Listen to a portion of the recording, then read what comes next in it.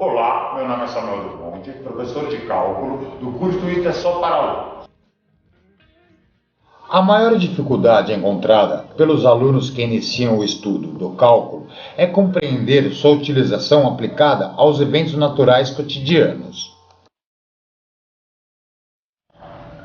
Um dos maiores problemas que os alunos apresentam quando são introduzidos ao cálculo diferencial é a sua aplicação funcional aos fenômenos do dia a dia. O cálculo matemático lida com o problema das taxas de variação. Relembrando as aulas anteriores, o cálculo diferencial lida com os problemas das taxas de variação,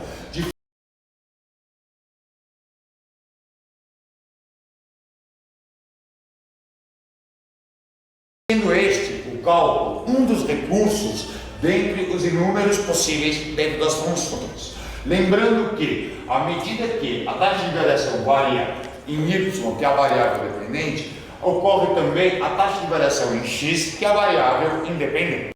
Sendo assim, o coeficiente angular da reta secante determina a sua inclinação. Portanto, e como já dissemos nas aulas anteriores, nosso interesse nessa função de y em x é determinar a inclinação da reta secante variável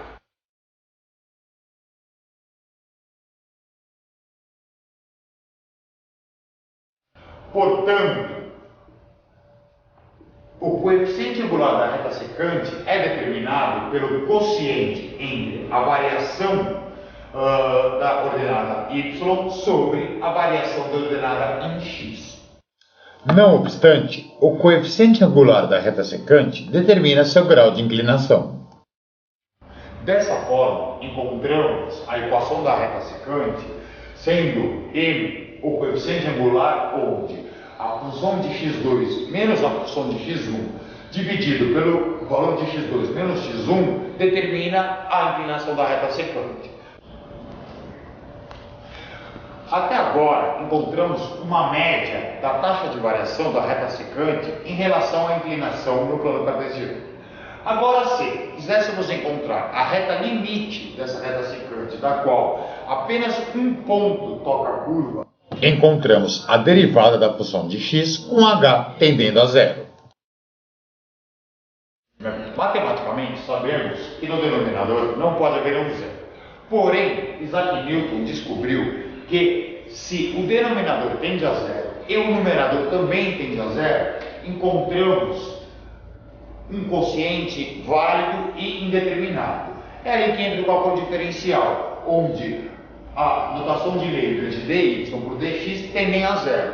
Dessa forma, podemos encontrar o coeficiente angular em um ponto específico, onde a reta limite tangente encosta em um ponto apenas na. Finalmente, com o cálculo diferencial, encontramos o recurso para lidar com o problema das taxas de variação que tendem ao instante. Utilizando a notação de Leibniz, descobrimos que o cálculo diferencial é igual ao limite de Δx tendendo a zero do quociente entre o Δy e o Δx. A partir de agora, utilizaremos esse conceito para aplicá-los em outras ciências naturais, facilitando o aprendizado e a funcionalidade desse recurso fantástico.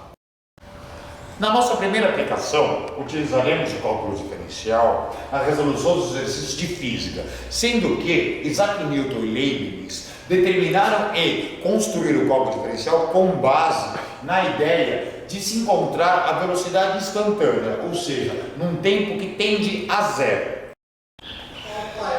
Galileu Galilei, ao estudar o estudo dos movimentos do corpus com a cinemática, conseguiu postular que a velocidade média de um determinado corpo varia de acordo com o quociente entre sua variação de espaço e a sua variação de tempo. Entretanto, este cálculo apenas apresenta uma média do total da velocidade de uma determinada trajetória.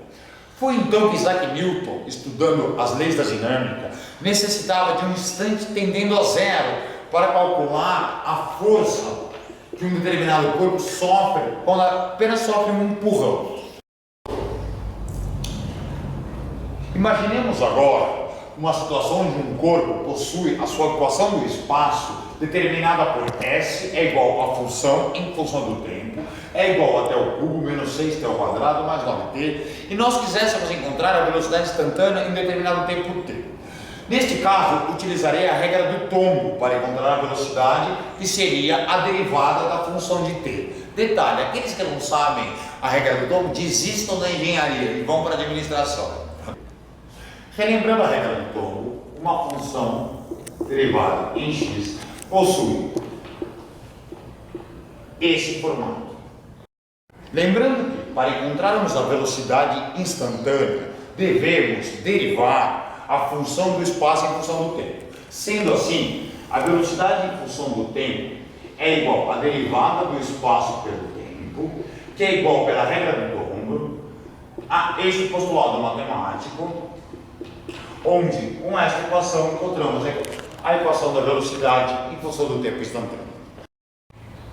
Imaginemos agora que gostaríamos de encontrar a velocidade no instante igual a 2 segundos. Utilizando a equação da velocidade, facilmente determinamos que no instante igual a 2 segundos, a velocidade será igual a 12 menos 24 mais 9, sendo assim a velocidade no instante igual a 2 é igual a menos 3 metros por segundo. Bom, relembrando que no cálculo diferencial as grandezas são vetoriais. As grandezas vetoriais apresentam 3 características: intensidade, direção e sentido.